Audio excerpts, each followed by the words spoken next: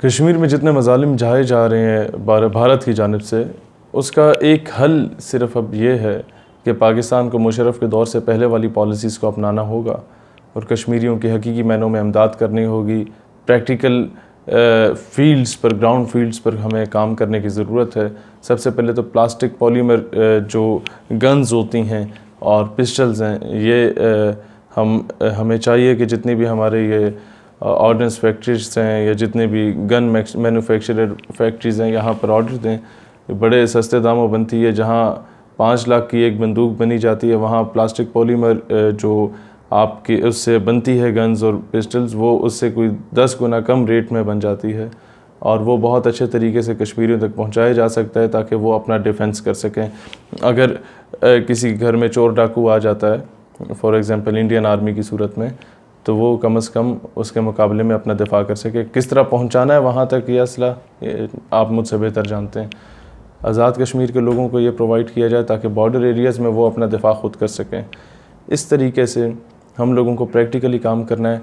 करारदादों से कुछ नहीं बनना, मजम्मत से कुछ नहीं बनना, हम आपके साथ खड़े हैं इससे भी कुछ नहीं बनना। ये चीज़ें हम कहते हुए अच्छे लगते हैं, हुकाम बाला कहते हुए अच्छे नहीं लगते। आपको प्रैक्टिकली काम करने की ज़रूरत है। अगर आपको पैसों की कमी है तो दुनिया के कई ममालिक ऐसे हैं जहाँ से ओवरसीज़ पाकिस्तानी कश्मीर के नाम पे आपको चंदा दे देंगे, लेकिन मसला ये है कि आप लोग कमीन हैं, उल्लू के पट्टे हैं। माजरत के साथ आप लोगों ने साकिब निसार की तरह फिर गायब हो जाना है बाद में डैम फंड के नाम पे चंदा लेके। मसला ये होता है, और चंदा लेते हैं तो ये हरामजादे कादियानियों से जाके ले आते हैं। अल्टीमेटली खैर मैं उस टॉपिक में अभी नहीं पढ़ना चाहता जिस टॉपिक में मैं आना चाह रहा हूँ।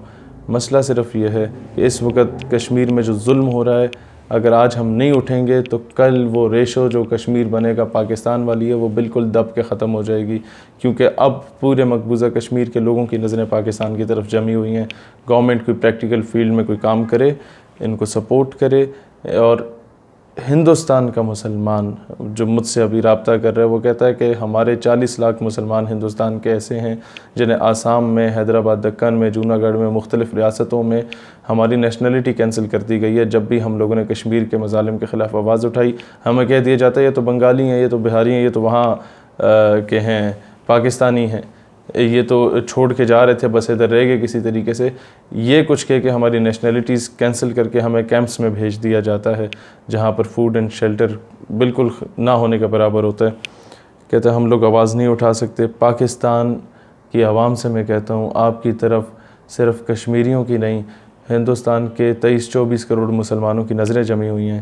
अपनी हुकूमत को मजबूर करें, अपने स्टेट चलाने वाले इंस्टीट्यूट्स को मजबूर करें कि वो कश्मीर के लिए प्रैक्टिकल फील्ड में कोई काम करें।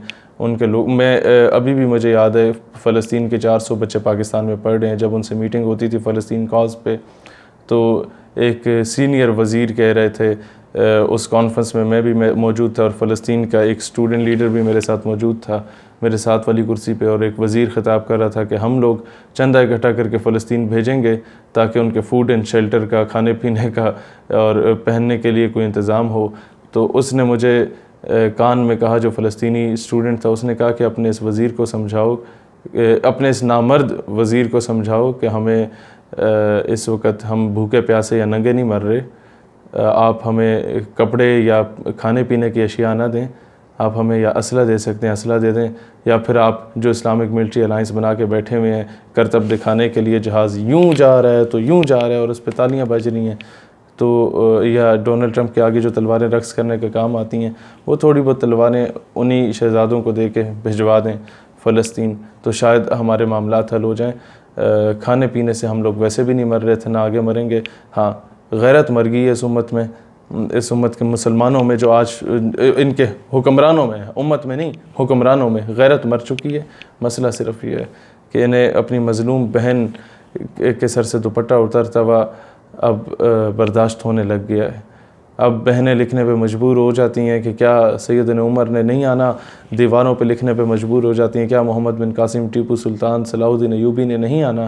तो यहाँ से जवाब चला जाता है कि नहीं जी, अब इस्लाम अमन का दर्स देता है। अब इस्लाम दर्स देता है कि एक थप्पड़ पे, एक गाल पे कोई थप्पड़ मारे तो दूसरा गाल आगे कर दो।